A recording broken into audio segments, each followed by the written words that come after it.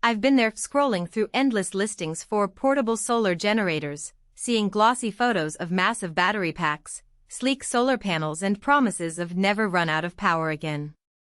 The moment you get one home, you realize the panels are a pain to set up, the unit is heavier than the spec sheet suggests, and the quiet operation is more of a hum you can actually hear when you're trying to sleep. It's the classic buyer's nightmare. You spend a good chunk of money on something that looks perfect on paper but ends up being a compromise you never wanted. That's why I'm breaking down the ECOFLOW Delta 3 Ultra 3072WH system before you click Add to Cart. Link is in the description if you want to check the product details on Amazon. First off, let's talk about the category itself. Portable solar generators have exploded in popularity because they promise clean, silent backup power for everything from camping trips to home outages. The reality, however, is that most units are either underpowered for real appliances or they're so bulky that moving them around defeats the portable label. The Delta 3 Ultra tries to hit a sweet spot, a sizable 3072WH Li-FePO battery, 3600W continuous output, 7200W surge, and two 220W solar panels that claim to charge it fast. Those numbers sound impressive, but the true test is how the system behaves when you actually plug in a fridge, run a power tool, or charge a phone while you're out on a trail. Who should consider this setup? If you live in an area with frequent grid outages, own a small workshop with power-hungry tools, or you're an avid overlander who needs reliable juice for a refrigerator, lights, and a laptop for several days, the Delta 3 Ultra makes a lot of sense. The Li-FePO chemistry gives you a longer cycle life. You can expect thousands of charge cycles without the capacity drop you see with traditional lithium-ion packs. That translates into a real cost saving if you plan to use it year after year. Also, the built-in 10 milliseconds UPS feature means if you're powering a medical device or a home router, the transition from grid to battery is effectively invisible. There's no flicker, no reboot.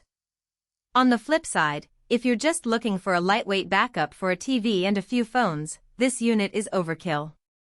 At roughly 70 pounds, it's not something you want to lug up a mountain trail unless you have a vehicle nearby to transport it.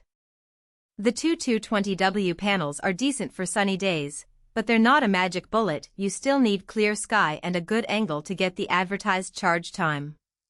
If you live in a region with lots of clouds, the panels will take longer, and you'll end up relying more on the AC wall charger, which negates the off-grid appeal. Now, let's dig into the practical strengths. The first thing I noticed in my testing was the speed of the AC outlet response. You plug a 1500W space heater into the unit, and the power is instant. There's no lag, no need to prime the system. That's thanks to the 10 milliseconds UPS circuitry, which essentially bypasses the battery during the brief switchover. In a real blackout, that means your fridge stays cold, your lights stay on, and you don't lose any data on a NAS that's running off the unit. The silent operation is another win. At around 25 dB, the unit is quieter than a typical refrigerator, so you can leave it running in a bedroom or a tent without it becoming a background annoyance. The 4 charging options: AC wall outlet, car charger, solar, and a fast charge USB-C port give you flexibility you won't find on cheaper models. I tried the car charger while driving on a highway and got roughly 150 W into the battery, which is enough to keep the unit topped up during a long road trip. The fast charge USB-C is handy for topping off a phone or a laptop while the main battery is already delivering power to other devices. It's a small convenience that adds up over a day. Where the value truly shines is in the durability of the battery. Li-FePO cells are more tolerant of deep discharge, so you can run the unit down to 10% without worrying about damaging the pack. In a scenario where you're off-grid for a weekend and need to power a portable fridge, around 80 W, plus a couple of LED lights and a laptop, you can comfortably get through 2 full days before the battery hits that low water mark.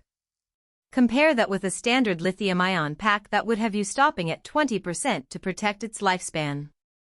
But there are trade-offs you need to be aware of. The biggest hidden cost is the solar panel setup. The panels themselves are lightweight, but you need a sturdy, weather-resistant mounting solution if you plan to leave them out for extended periods. The included connectors are solid, yet they require you to thread a cable through a small clamp on the generator, a step that can be fiddly if you're doing it in the dark or with gloves on. Also, the panels produce a maximum of 220 W each, which,